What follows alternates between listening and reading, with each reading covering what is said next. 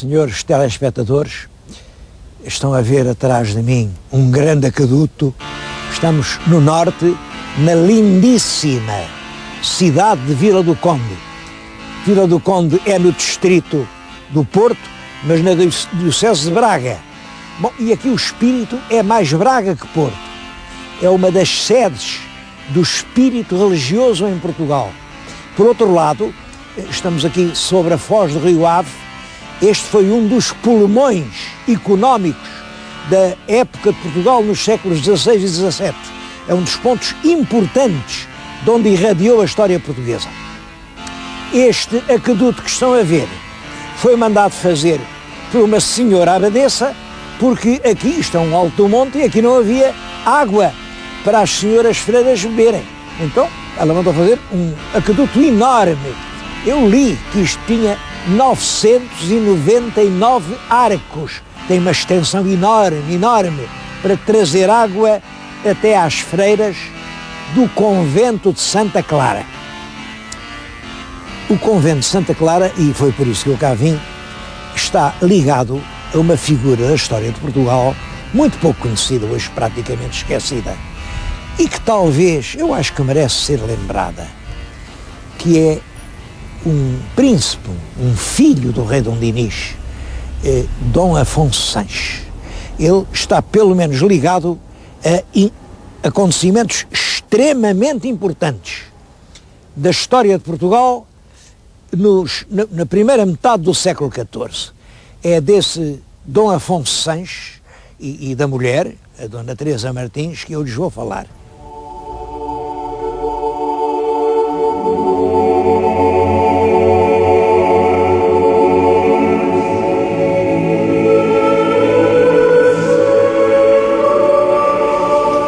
Este é o túmulo do Dom Afonso Sanches, filho do rei Dom Dinis. Está aqui numa capela, a que chamam a Capela dos Fundadores, porque realmente foi ele, Afonso Sanches, com a esposa, a Dona Teresa Martins Teles de Menezes, fundaram este mosteiro. Portanto, ficou aqui a Capela dos Fundadores.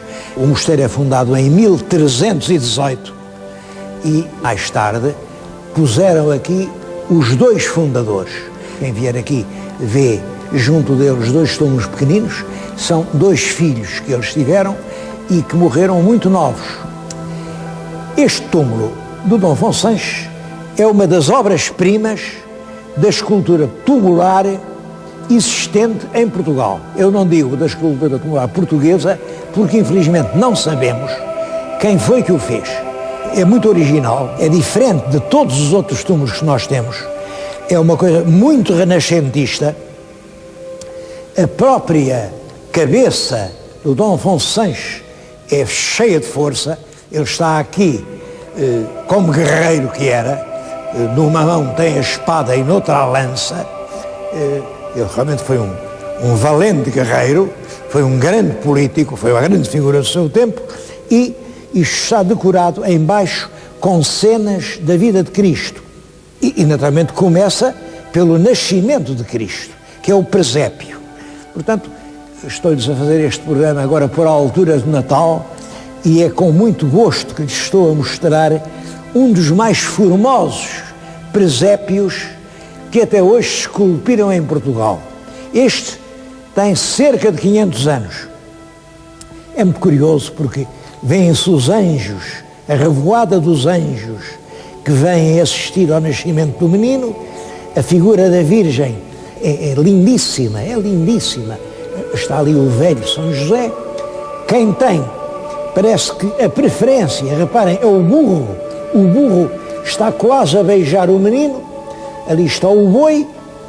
O menino é uma criança ainda muito pequenina, insignificante, deitada sobre umas palhas que não são palhas. No fundo, representam os raios solares. Este menino que nasceu nas palhas de uma cabana vai a ser o sol do mundo, é o que isto quer dizer. Há aqui novidades que não costumam figurar nos presépios. É que o vizinho que de noite houve rebate na cabana e vem à janela ver o que se passa. é realmente um conjunto arquitetónico de uma extraordinária beleza. Este presépio que começa a história de Cristo no túmulo do Dom Afonso VI. O túmulo da Condessa Dona Teresa é igualmente belo, é também da mesma época, talvez obra dos mesmos escultores, se bem que ali se nota uma maior sobriedade arquitetónica e continua nas várias edículas a contar a vida de Cristo, agora já na fase adulta. Todo este conjunto é de uma beleza extraordinária e eu tenho pena que não haja reproduções em pequeno destas peças que são das mais belas que há em Portugal.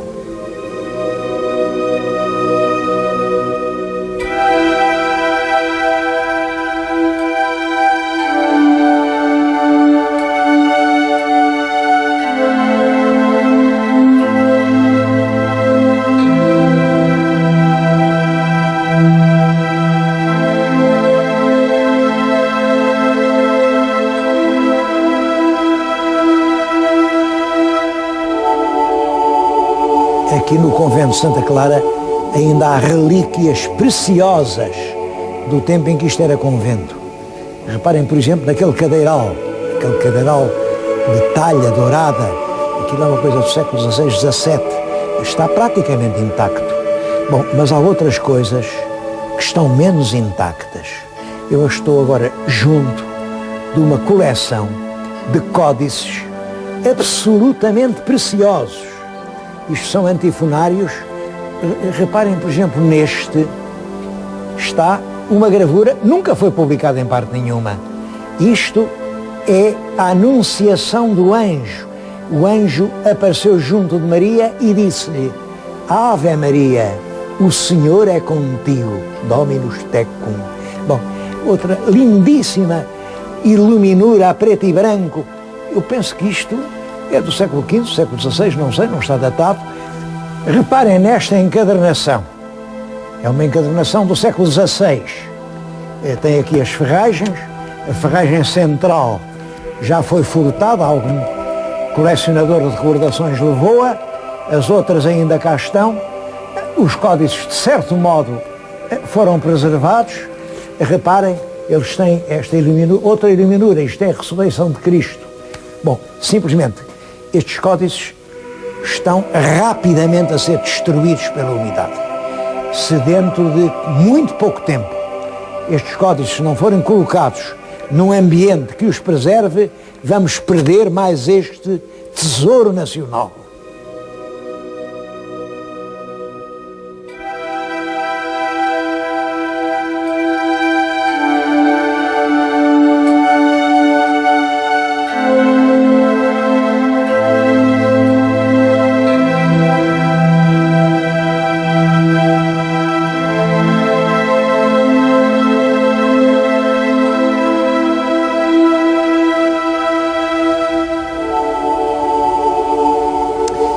Como sabem, o nosso rei Dom Dinis, filho de Dom Afonso III, filho do Bolonhês, casou com uma princesa da casa de Aragão, a rainha Santa Isabel.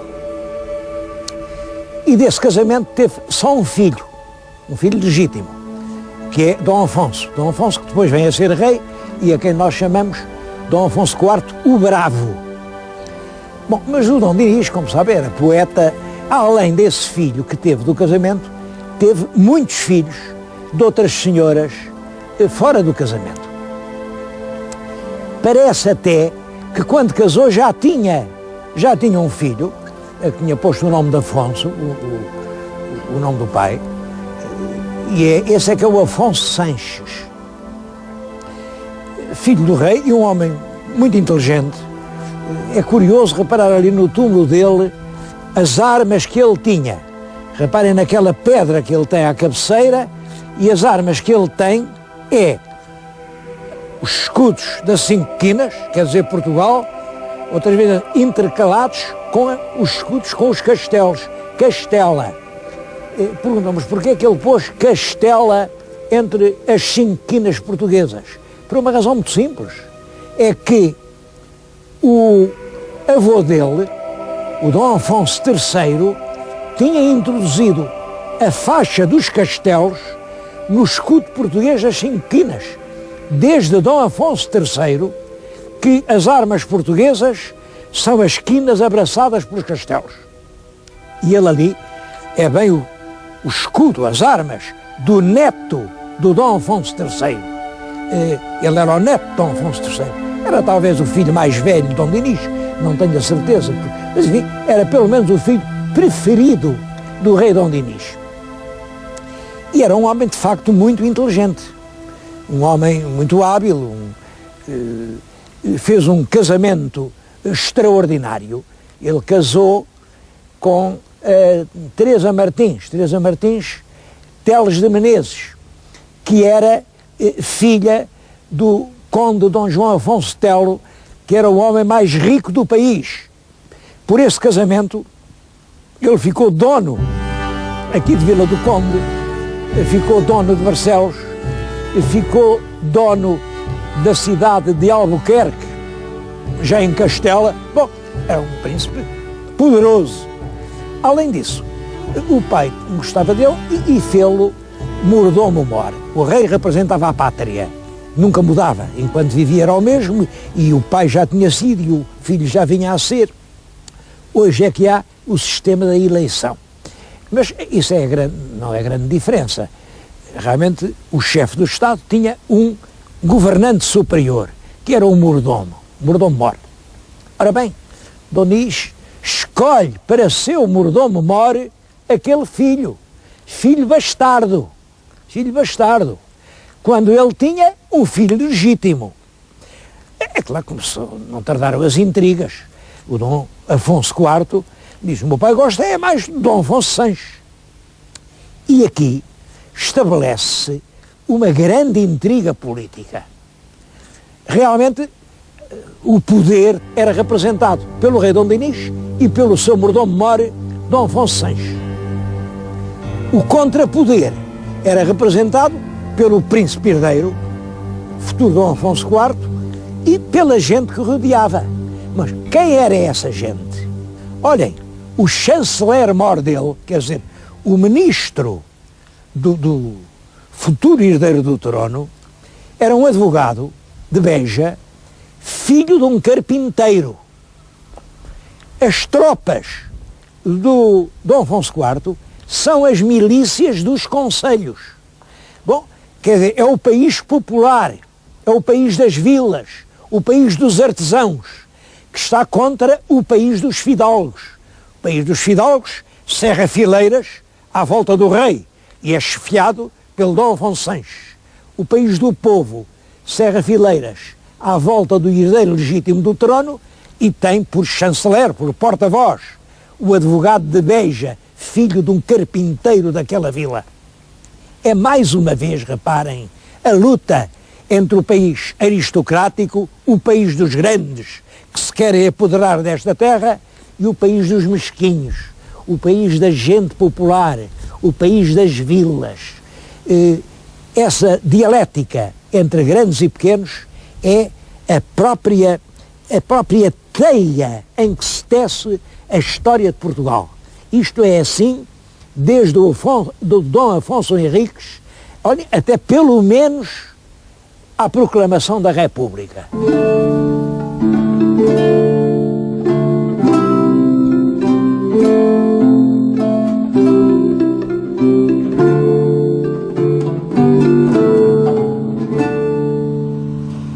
Essa guerra civil, trata-se realmente de uma verdadeira guerra civil, entre as forças populares acaudilhadas pelo infante Dom Afonso e o rei Dom Dinis, dura muito tempo. Começa em 1320 e vai até 1324. É que lá tem intervalos de paz, porque aí aparece uma grande figura entre os dois partidos a pedir, a orar pela paz. É a Rainha Santa Isabel. Eu acho que é exatamente por esse papel que ela teve pela paz entre os portugueses que depois os povos a consideraram santa. É famoso o episódio de Alvalade. Alvalade é às portas de Lisboa, estavam as tropas do Infante, com toda a milícia de Lisboa, com todas as coisas do Conselho, estavam as tropas fiéis ao rei, de um lado e do outro, e já estavam a atirar com os seus dardos, já era um campo, já havia feridos e mortos, quando a rainha, para fazer a paz, se mete entre os dois exércitos, montada numa mula branca, e a crónica diz isto: sem elevando nenhum homem pela rédea. Imaginem estes homens que andavam sempre a correr, para ver quem é que conseguia pegar na rédea da rainha, porque era uma honra levar a rainha pela rédea. Havia príncipes que levavam pela rédea as rainhas, andava tudo a cotovelar-se, quem é que tinha o direito de levar a rainha pela rédea? Pois naquela altura, como choviam as pedras e os tiros das bestas, e silvavam as setas, corria o sangue, não houve nenhum português que pegasse nas rédeas da besta em que cavalgava a rainha e a levasse, pois ela foi sozinha, quando a rainha passava, diz que era uma mula branca, é claro, ninguém a tirava, ela foi, voltou, conseguiu que a milícia municipal de Lisboa voltasse para a cidade e conseguiu mais uma vez fazer as pazes entre o pai e o filho. Por 3 vezes ela conseguiu que o pai e o filho inimigos fizessem as pazes e Portugal regressasse à paz. Mas a guerra renascia sempre. A verdade é que a força estava do lado do Infante rebelde e o rei acaba por ser completamente vencido num combate em 1324 nas ruas de Santarém. Aí a crónica diz que do lado do rei já havia poucas dezenas de cavaleiros, ao passo que do lado do Infante rebelde havia ainda muitas centenas. Foram os próprios fidalgos que se impuseram e disseram: não podemos continuar a morrer nesta guerra inglória, e obrigaram o rei a fazer a paz. A partir daí o rei não mandou mais nada, teve que mandar embora o Dom Afonso Sanches, demitiu do seu lugar de mordomo-mor. O Afonso Sanches compreendeu que a própria vida dele estava em risco e então foi-se refugiar no Castelo de Albuquerque. O Castelo de Albuquerque pertencia à mulher, Teresa Martins Teles de Menezes, era a grande família Menezes, que eu já lhes tenho falado, e é o nosso Afonso Sanches quem constrói uma grande parte do Castelo de Albuquerque. Lá estão as armas do Afonso Sanches, que são as armas de Portugal, no fundo. Quando eu lá estive estavam cobertas de era, viam-se mal e era pena, mas todo aquele monumento é obra de um português. Mais tarde, a Rainha Santa conseguiu que o filho, o Afonso IV, fizesse as pazes com o irmão que não era filho dela, mas e que lhe restituísse os bens. Bom, e é assim, esta Vila do Conde volta à posse do Dom Afonso Sanches, e o Dom Afonso Sanches vem depois a dar o senhorio da terra. O senhorio quer dizer a soberania, a propriedade, as rendas deste riquíssimo rio. Isto é o Rio Ave. Isto era uma fonte de dinheiro, porque aqui não havia ponte nenhuma, então além de haver uma ponte, bom, naquela altura não havia uma ponte, havia uma barca, e toda a gente que queria passar para o norte do país tinha que pagar um dinheiro à barca. A barca era do convento. Bom, era aqui que havia grandes estaleiros onde se construíram muitos dos navios dos descobrimentos. Estão a ver ali um monumento com uma cúpula branca, aquilo também é uma coisa muito bonita, muito bonita. Aquilo é nem mais nem menos que uma capela feita por um Gaspar Manuel, faz agora 400 anos, aquilo tem data. Aquilo foi construído em 1603 por um homem que se intitulava piloto das carreiras da Índia, China e Japão.